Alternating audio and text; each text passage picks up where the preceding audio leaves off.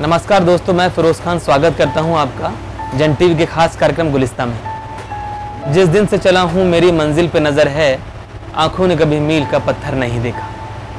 आज हमारे इस खास कार्यक्रम में मौजूद हैं जयपुर के जन्मे सुप्रसिद्ध अंतर्राष्ट्रीय वीणा वादक श्री सलील भट्ट साहब। आइए उनसे बात करते हैं और जानते हैं उनके सुरीले सफ़र के बारे में।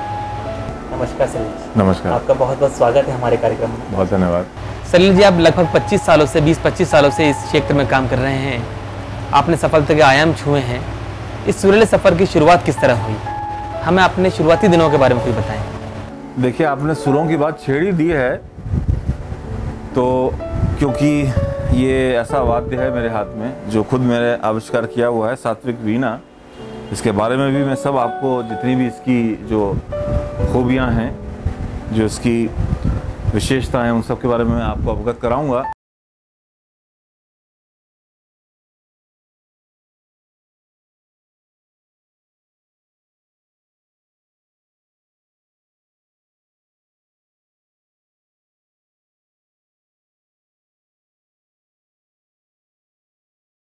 और बहुत ही रेयर राग है ये बहुत ही कम गाया अथवा बजाया जाता है। मेरे साथ तबले पे कुंवर कौशिक हैं जो बहुत अच्छे तबला वादक हैं। स्वागत है आपका हमारे कार्यक्रम में। और ये क्या हसीन इत्तेफाक हुआ कि आप लोगों का आगमन हुआ और ये भी यहाँ मौजूद हैं। तो इन्हीं के साथ मैं एक बड़ी छोटी सी एक वानगी 2 मिनट की प्रस्तुत कर रहा हूँ हमारे दर्शकों के लिए और विशेष तौर से आपके लिए। जरूर।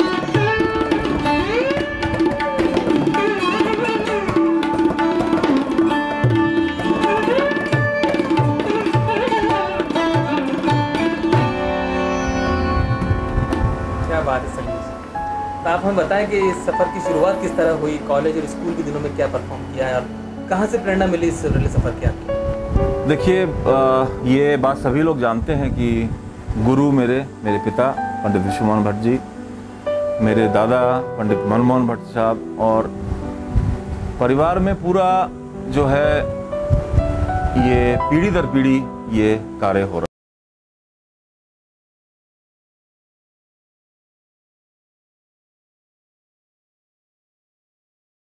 मेरे पूर्वज जो हैं वो कविताएं लिखते थे। कवि पद्माकर एक मेरे बड़े बहुत ही सम्माननीय कलाकार और कवि रहे हैं। कविवर मंडन हमारे पूर्वजों में उनका नाम आता है। ये फैमिली का पूरा जैसे इतिहास है, तो हम लोगों को वहाँ से शुरू होना पड़ेगा, तब जाके ये आपके सवाल का मैं जवाब दे पाऊँगा कि संगीत की जो धारा है ये अविरल करीब 500 वर्ष से परिवार में है।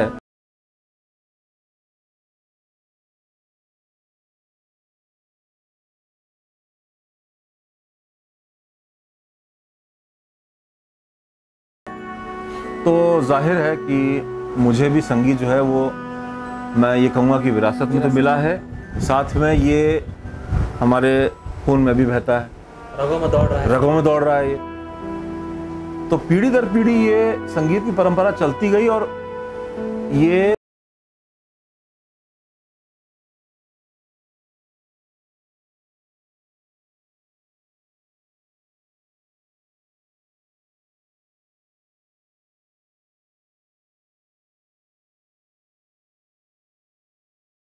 इसका। और मेरा पुत्र जब सिर्फ 3.5 वर्ष का था तब उसको गिनीज बुक और लिम्का बुक में उसको एंट्री मिली कि मात्र 3 वर्ष और कुछ महीनों का एक बालक है जो 45 से अधिक रागों की पहचान रखता है, उन्हें बजा भी सकता है मोहन वीणा पे, उनको पहचान भी सकता है, उनको आइडेंटिफाई कर सकता है और उनको नाम उनका बता सकता है। तो ये अपने आप में आप देख सकते हैं कि ये पीढ़ी दर पीढ़ी जो चलता आया, एक रवायत चली आ रही है, उसकी रिवायत चली आ रही है, उसका एक फ्लो चला आ रहा है और उसी के बदौलत, उसी के एज अ रिजल्ट जिसे हम कहते हैं, नतीजा ये हुआ आपके सामने आया कि साहब ये सात्विक जो है वो 3 साल 4 साल की उम्र से तो ये 40 राग ये जानने पहचानने लग गए। जबकि संगीत में ये फील्ड ऐसा है कि इसमें कोई भी एक राग जानने के लिए कई वर्ष लग जाते हैं, तो 40 राग जाने पहचाने बजाय इसमें तो 3-4 जन्मों की आवश्यकता होती है। तो ये एक चमत्कार।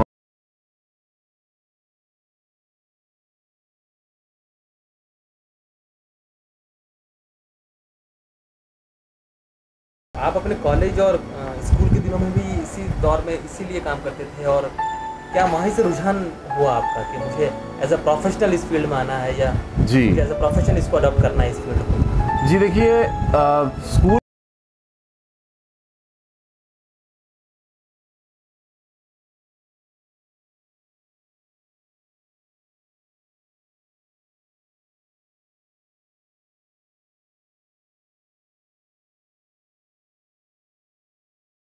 जीवन यापन उससे किया जाए, वही चीज़। ये आज के 28 साल पहले मेरे सामने 28 साल पहले ये मेरे सबसे बड़ा सवाल मेरे सामने खड़ा हुआ था।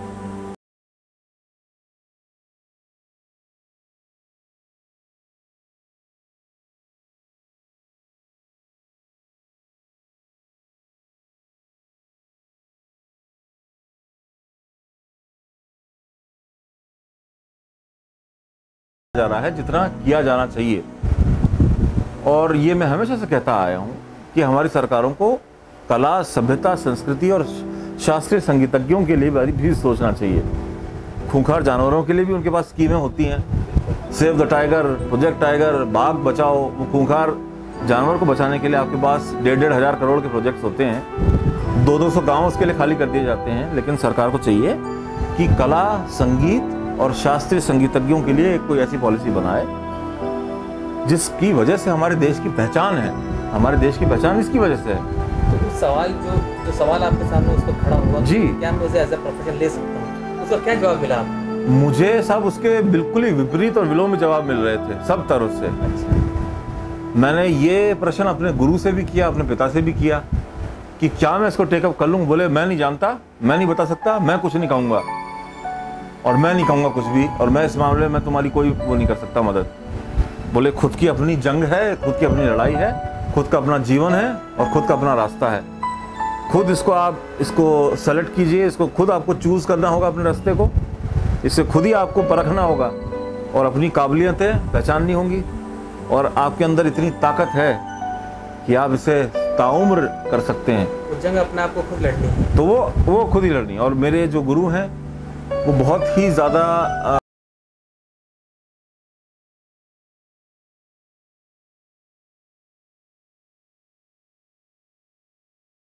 और ये परंपरा उन्होंने कभी नहीं हमारे परिवार में हुई कि एक परिवार का सदस्य जो है वो अपनी आने वाली पीढ़ी के लिए काम आसान कर रहा है। वो उल्टा वो नुकसान ही हो जाता है। इसलिए खुद स्वयं जो एक कलाकार या एक व्यक्ति करे तो उसकी खुद की मेहनत ही बोलनी चाहिए। ये हमेशा मेरे गुरु ने मुझे शिक्षा दी। वो जगह आपको खुद क्रिएट करनी है। जी, अपना स्थान खुद ही बनाना पड़ेगा आपको आसमान के नीचे। तो यही सब बातें हैं और ये संगीत से सीखने को भी मिली। और फिर उस समय बड़ा पशोपेश की स्थिति थी और उसी कंफ्यूजन में, उसी पशोपेश में आपको मैं बताता हूँ, आप लोगों को आश्चर्य होगा, हमारे दर्शकों को, कि मैं भारतीय सैन्य अकेडमी में क्वालिफाई किया है। इंडियन मिलिट्री अकेडमी का मैं क्वालिफाइड कैंडिडेट हूँ। अच्छा। और मैंने MBA की परीक्षा भी दी थी, पहले अटेम्प्ट में मैं क्लियर हो गया था। अच्छा। MBA भी मैं क्वालिफाई कर चुका हूँ।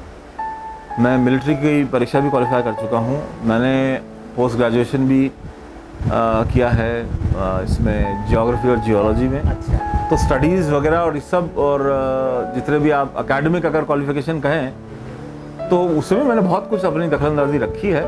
लेकिन मेरा मन कभी उस तरफ नहीं जा रहा था।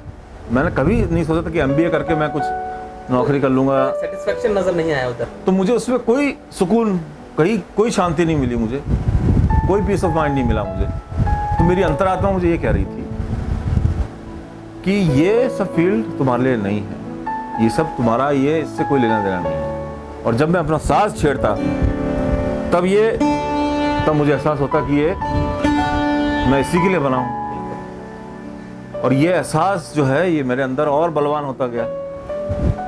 ये जो एक फीलिंग है ये मेरे अंदर और प्रगाढ़ हो गई तो हम चाहेंगे कि आपसे गुजारिश करेंगे कि उन दिनों या अभी की कोई ऐसी रचना आप हमें इस वीणा पे सुनाएं जी। ताकि दर्शक मंत्रमुग्ध हो जाए। जी बिल्कुल, डेफिनेटली। ये राग वाचस्पति है। इसमें मैं कुछ द्रुत, एक बड़ी बहुत ही ऊर्जा से भरी हुई एक आप लोगों के लिए एक मैं छोटी सी प्रस्तुति देता हूँ मैं।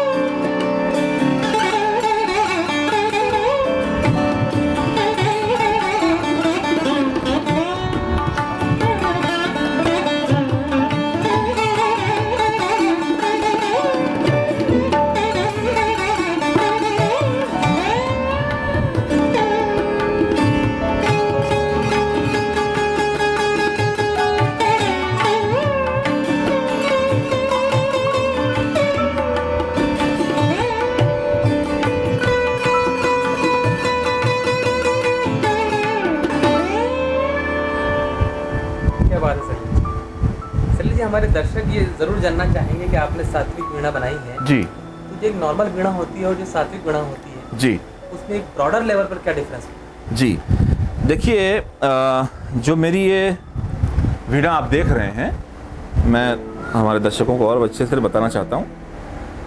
इसमें देखिए आप, जो इसका शीश है, इसका जो टॉप है, आप देख सकते हैं वो एक अर्धचंद्राकार में है, हाफ क्रेसेंट मून देख रहे हैं आप। और ये बिल्कुल ट्रेडिशनल वीणा की तरह है ना। इसकी जो खूंटियाँ हैं, यानी तार लगाने वाली जो कीज हैं, वो भी आप देख सकते हैं कि एकदम पौराणिक जो वीणा होती है उसी की माफिक है। लेकिन अगर आप यहाँ आते हैं तो आपको एक गिटार जैसा दिखता है। ये भाग वीणा की तरह ज़्यादा लगता है। इसमें तुमा भी लगा हुआ है आवाज़ के और भी सौंदर्यकरण के लिए। और ये जो सेक्शन है आपको एक गिटार जैसा दिखेगा। दोस्तों, यहाँ पर वक्त हो चला है ब्रेक का। ब्रेक के बाद आएंगे और सलील जी से बातों के सिलसिले को आगे बढ़ाएंगे। लेते हैं एक ब्रेक।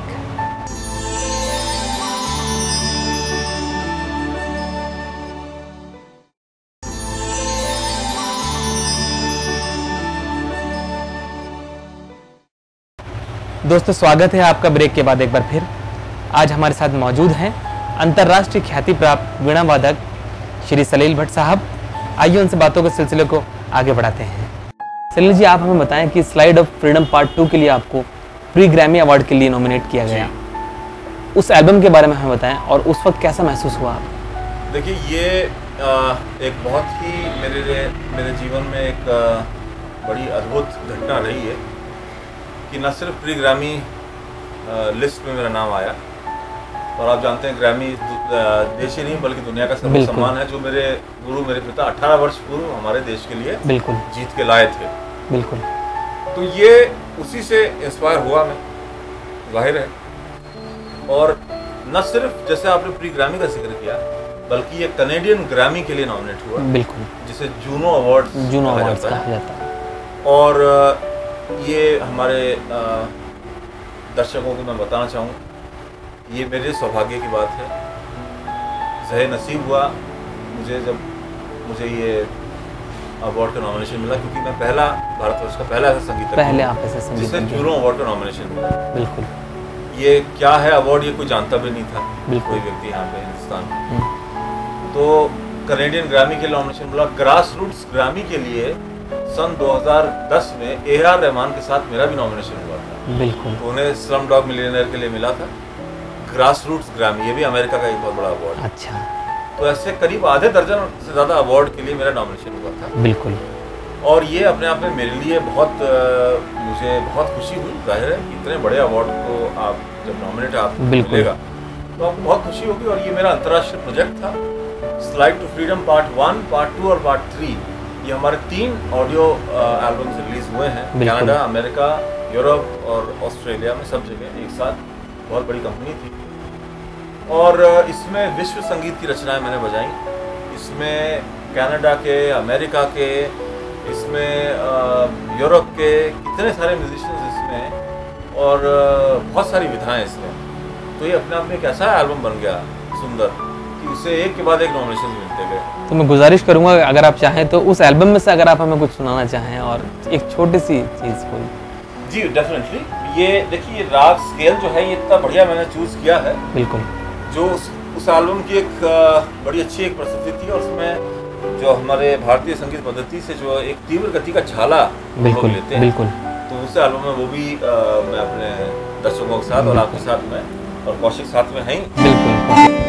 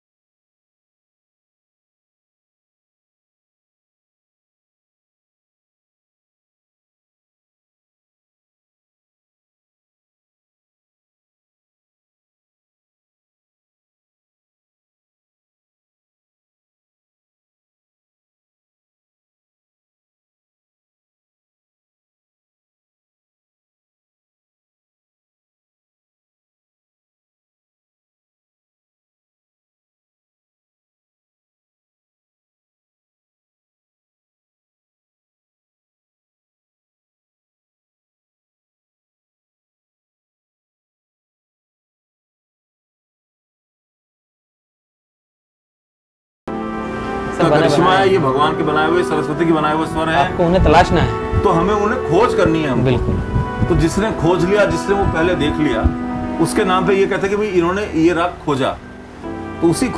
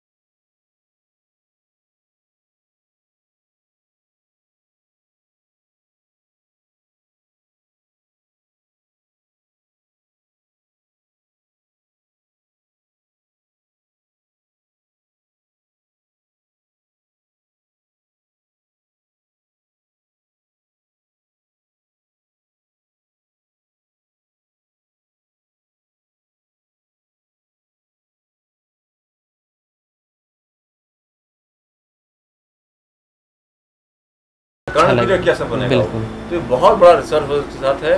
तब ये किया, तब ये सारे प्रोजेक्ट्स हमारे फलीभूत होते हैं और तब ये आगे बढ़ता है और फिर लोगों को इतना पसंद आया, इससे एक के बाद एक अवार्ड की बसा होने लग जाती है। बिल्कुल। चलिए सलील जी, बहुत बहुत धन्यवाद कि आपने अपना कीमती समय हमारे लिए निकाला और इतनी अच्छी बातें हमें संगीत की बताई। तो हम चाहेंगे, आपसे रिक्वेस्ट करेंगे कि जाते जाते आप कोई एक हमें छोटी चीज़ ज़रूर सुनाएं, जिससे हमारा जो समापन है वो और भी संगीतमय हो जाए। बिल्कुल जी, बिल्कुल जी, बिल्कुल।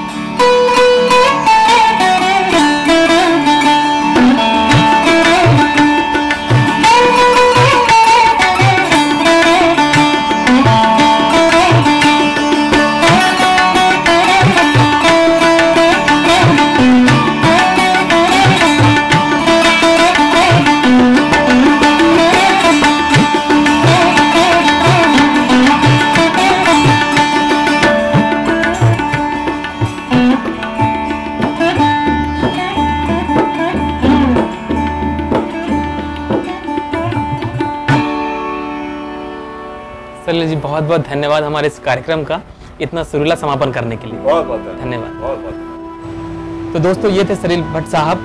इनसे बात करके बहुत अच्छा लगा। पूरा वातावरण संगीतमय हो गया। अगली बार फिर हाजिर होंगे एक ऐसे ही कलाकार के साथ, जानेंगे उसकी शख्सियत के बारे में और उसकी कला के बारे में। तब तक मुझे फिरोज खान को दीजिए इजाज़त। नमस्कार।